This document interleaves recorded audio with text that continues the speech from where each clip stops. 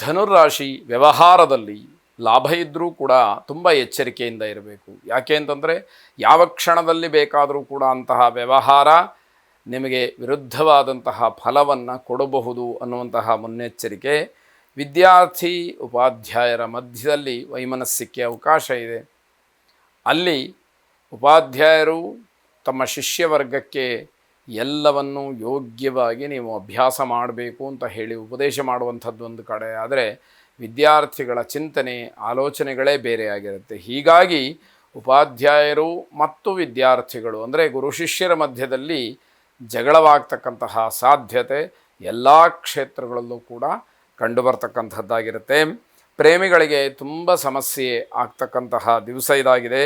ವೃತ್ತಿ ಅಥವಾ ನೌಕರಿಯಲ್ಲಿ ತುಂಬ ದೊಡ್ಡ ಮಟ್ಟದ ಒತ್ತಡಗಳಿರುತ್ತೆ. ಆ ಒತ್ತಡಗಳನ್ನು ಆದಷ್ಟು ಕಡಿಮೆ ಮಾಡ್ಕೋಬೇಕು. ಸ್ಟ್ರೆಸ್ ಅಂತ ಏನು ಹೇಳ್ತೀವಿ, ಅದನ್ನು ಕಡಿಮೆ ಮಾಡಿಕೊಂಡಾಗ ಮಾತ್ರ ನಿಮಗೆ ಮುಂದಿನ ನಿರ್ಧಾರಗಳನ್ನು ಮಾಡೋದಕ್ಕೆ ಅನುಕೂಲವಾಗ್ತಕ್ಕಂಥದ್ದು. ಅಧ್ಯಯನದ ಕಡೆ ಮನಸ್ಸಿದ್ದವರಿಗೆ ಮಾತ್ರ ಜಯ ಅಂತ ಹೇಳಿ ಸ್ಪಷ್ಟವಾಗಿ ಹೇಳಬೇಕು. ನಂಬಿದವರಿಂದ ಹಣ ಅಥವಾ ವಸ್ತ್ರ, ಒಡವೆ ಅಥವಾ ಬೆಲೆ ಬಾಳ್ತಕ್ಕಂತಹ ಯಾವುದೇ ಪದಾರ್ಥ ನಷ್ಟವಾಗಬಹುದು, ದ್ರೋಹ ಆಗಬಹುದು. ನಂಬಿಕೆಯನ್ನು ಅವರು ಉಳಿಸ್ಕೊಳ್ಳೋದಿಲ್ಲ, ಅವರಿಂದ ನಿಮಗೆ ತೊಂದರೆ ಆಗಬಹುದು ಅನ್ನುವಂತಹ ಸೂಚನೆ ಇದೆ. ಉಮಾಮಹೇಶ್ವರರನ್ನು ವಿಶೇಷವಾಗಿ ಪ್ರಾರ್ಥನೆ ಮಾಡಿ. ಶುಭವಾಗಿ. ಮಕರ ರಾಶಿ, ಸ್ನೇಹಿತರ ಕೆಲಸಕ್ಕೋಸ್ಕರವಾಗಿ ಸಮಯವನ್ನು ವ್ಯರ್ಥ ಮಾಡ್ತೀರಿ. ಸ್ನೇಹಿತರಿಗೋಸ್ಕರವಾಗಿ ನಿಮ್ಮ ಸಮಯವನ್ನು ಮೀಸಲಾಗಿಡ್ತಕ್ಕಂಥದ್ದಾಗತ್ತೆ. ಪರಸ್ಪರ ಹೊಂದಾಣಿಕೆ ಅಂತಕ್ಕಂಥದ್ದು ಬೇಕು. ಅದು ಮನೆಯಲ್ಲಾಗಲಿ, ವ್ಯವಹಾರದಲ್ಲಾಗಲಿ, ಸಮಾಜದಲ್ಲಾಗಲಿ ಅಥವಾ ಸ್ನೇಹಿತರ ಮಧ್ಯದಲ್ಲಾಗಲಿ ಆ ಹೊಂದಾಣಿಕೆ ಇಲ್ಲ ಅಂತ ಆಗಿಬಿಟ್ರೆ ಸ್ವಲ್ಪ ಮಟ್ಟಿಗೆ ಕಷ್ಟವಾಗತ್ತೆ. ಪೋಷಕರನ್ನು ನಿಂದನೆ ಮಾಡಬೇಡಿ, ಅವರ ಆಶೀರ್ವಾದವನ್ನು ಪಡ್ಕೊಳ್ಳಿ. ನಿನ್ನಿಂದ ಏನಾಗಿದೆ ಅಂತ ಹೇಳಿ ತಂದೆ ತಾಯಿಯನ್ನು ಕೇಳಿದರೆ ಬಹಳ ದೊಡ್ಡ ಅಗೌರವ ಅದು. ನೀವು ಅವರ ಮರ್ಯಾದೆಯನ್ನು ತೆಗೆದ ಹಾಗೆ. ಅದರ ಬದಲು ಅವರು ನಿಮಗೆ ಯಾವ ರೀತಿಯಲ್ಲಿ ವ್ಯವಸ್ಥೆಯನ್ನು ಮಾಡಿಕೊಟ್ಟಿದ್ದಾರೆ ಅದನ್ನು ಸ್ಮರಣೆ ಮಾಡ್ತಾ ಅವರಿಗೆ ಗೌರವವನ್ನು ಸೂಚಿಸ್ತಕ್ಕಂತಹ ಬುದ್ಧಿ ನಿಮ್ಮಲ್ಲಿ ಇನ್ನೊಂದಷ್ಟು ಬೆಳಿಬೇಕು ಅಂತ ಹೇಳುವಂಥದ್ದಾಗತ್ತೆ. ಹಿರಿಯರ ನಿರ್ಲಕ್ಷ್ಯ ನಿಮ್ಮ ಎಲ್ಲ ವಿಚಾರಕ್ಕೂ ಅಡ್ಡಿಯಾಗುತ್ತೆ. ದೊಡ್ಡವರನ್ನ ತಾತ್ಸಾರವಾಗಿ ಕಾಣ್ತಕ್ಕಂತಹ ಕ್ರಮ ಏನಿದೆ, ಆ ರೀತಿ ಏನಿದೆ, ಅದೇ ನಿಮ್ಮ ಎಲ್ಲ ವಿಷಯಗಳ ಹಿನ್ನಡೆಗೆ ಕಾರಣ ಅಂತ ಹೇಳಬೇಕಾಗತ್ತೆ. ರಕ್ತದೊತ್ತಡ ಹೆಚ್ಚಾಗಿರತಕ್ಕಂತಹ ರೋಗಿಗಳು ಎಚ್ಚರಿಕೆಯನ್ನು ವಹಿಸಬೇಕು, ಇಲ್ಲದೇ ಇದ್ದರೆ ತೊಂದರೆ ಆಗ್ತಕ್ಕಂತಹ ಸಾಧ್ಯತೆ ಇದೆ. ಸಹೋದರಿಯ ಚಿಂತೆ ಅಂದರೆ ಅಕ್ಕ ತಂಗಿಯರ ಚಿಂತೆ, ಅವರ ಜೀವನ ಅಥವಾ ಅವರ ಒಂದು ವ್ಯವಸ್ಥೆ ಸರಿಯಾಗಬೇಕು ಅನ್ನುವಂತಹ ಭಾವನೆ. ಆದರೆ ಏನೂ ಮಾಡ್ಕೊಳ್ಳೋಕ್ಕಾಗದಲೇ ತುಂಬ ಬೇಸರವನ್ನು ಮಾತ್ರ ವ್ಯಕ್ತಪಡಿಸ್ತಕ್ಕಂತಹದ್ದಾಗತ್ತೆ.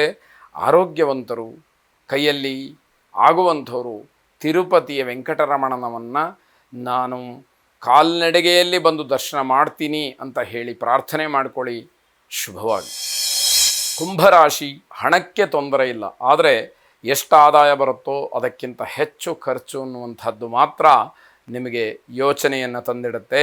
ಬಂಧುಗಳಿಂದ ಕೆಲವು ಟೀಕೆಗಳು ಬರಬಹುದು. ನೀವು ಮಾಡ್ತಕ್ಕಂತಹ ಕೆಲಸವೋ, ನಿಮ್ಮ ನಡವಳಿಕೆಯ ರೀತಿಯೋ ಅಥವಾ ಇನ್ಯಾವುದೋ ಒಂದು ಮುಖ್ಯವಾದಂತಹ ವಿಷಯ ಮುನ್ನೆಲೆಗೆ ಬಂದು ಆ ರೀತಿಯ ಒಂದು ಸಮಸ್ಯೆ ಅನ್ನುವಂಥದ್ದು ನಿಮಗೆ ಆಗಬಹುದು ಅಂತ ಅರ್ಥ. ಬಂಧುಗಳಿಂದ ಟೀಕೆ ಬರಬಹುದು.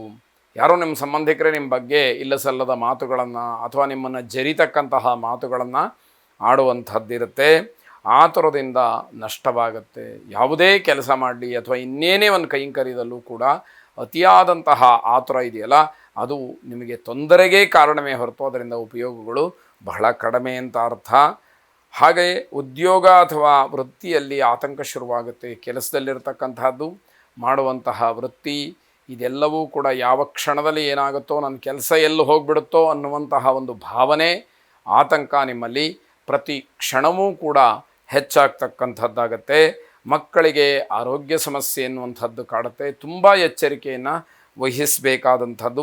ಸಮಯದ ಸದುಪಯೋಗವನ್ನು ಮಾಡಿಕೊಳ್ಳಿ. ಇದರ ಜೊತೆಗೆ ಗಣಪತಿಯನ್ನು ವಿಶೇಷವಾಗಿ ಪ್ರಾರ್ಥನೆ ಮಾಡಿ. ಪ್ರತಿನಿತ್ಯ 11 ಅಥವಾ 21 ಗರಿಕೆಗಳನ್ನು ಗಣೇಶನಿಗೆ ಸಮರ್ಪಣೆ ಮಾಡಿ. ಶುಭವಾಗಿ. ಕೊನೆಯದಾಗಿ ಮೀನರಾಶಿ, ಎಲ್ಲ ಕೆಲಸಗಳನ್ನು ನಿಮ್ಮ ಯೋಜನೆ ಹೇಗಿದೆಯೋ ಅದರಂತೆ ಮಾಡಿ, ಪ್ಲಾನ್ಡಾಗಿ ಮಾಡಿ. ಆಗ ಮಾತ್ರ ನಿಮಗೆ ಅನುಕೂಲಕರವಾಗುತ್ತೆ. ಉತ್ತಮವಾಗಿ ಲಾಭ ಸಿಗ್ತಕ್ಕಂತಹ ದಿವಸ ಇದಾಗಿದೆ. ಕುಟುಂಬದವರ ಭಿನ್ನಾಭಿಪ್ರಾಯವನ್ನು ಸರಿ ಮಾಡಿಕೊಳ್ಬೇಕು. ಮನೆಯಲ್ಲಿ ಯಾವುದೋ ಒಂದು ದೊಡ್ಡ ಮಹತ್ತರವಾದಂತಹ ತೀರ್ಮಾನವನ್ನು ಮಾಡಬೇಕು ಅಂತಂದರೆ ಮನೆಯವರೆಲ್ಲರೂ ಕೂಡ ಏಕಮುಖವಾದಂತಹ ಅಭಿಪ್ರಾಯವನ್ನು ವ್ಯಕ್ತಪಡಿಸೋದಿಲ್ಲ. ಅದು ನಿಮಗೆ ಆತಂಕಕ್ಕೆ ಕಾರಣ ಆದೀತು ಅನ್ನುವಂಥದ್ದು. ವಿದ್ಯಾರ್ಥಿಗಳಿಗೆ ಮಾತ್ರ ತುಂಬ ಶುಭವಾದಂತಹ ದಿವಸ. ಪ್ರಯತ್ನಪೂರ್ವಕ ವಿವಾಹ ಸಂಬಂಧಗಳು ನಿಶ್ಚಯವಾಗ್ಬೋದು. ಅಂದರೆ ಬಲವಂತವಾಗಿ ಮದುವೆಯನ್ನು ಮಾಡಲೇಬೇಕು, ಇದು ಬಿಟ್ಟರೆ ದಾರಿ ಇಲ್ಲ ಅನ್ನುವಂತಹ ಹಠ ಛಲ ಏನಿದೆ ಅದು ನಿಮಗೆ ಅನುಕೂಲಕರವಾಗಿ ಕೆಲಸವನ್ನು ಮಾಡುತ್ತೆ ಅಂತ ಅರ್ಥ. ವೈವಾಹಿಕ ಜೀವನದಲ್ಲಿ ನಕಾರಾತ್ಮಕವಾದಂತಹ ಯಾವ ಆಲೋಚನೆಗಳು ಬೇಡ.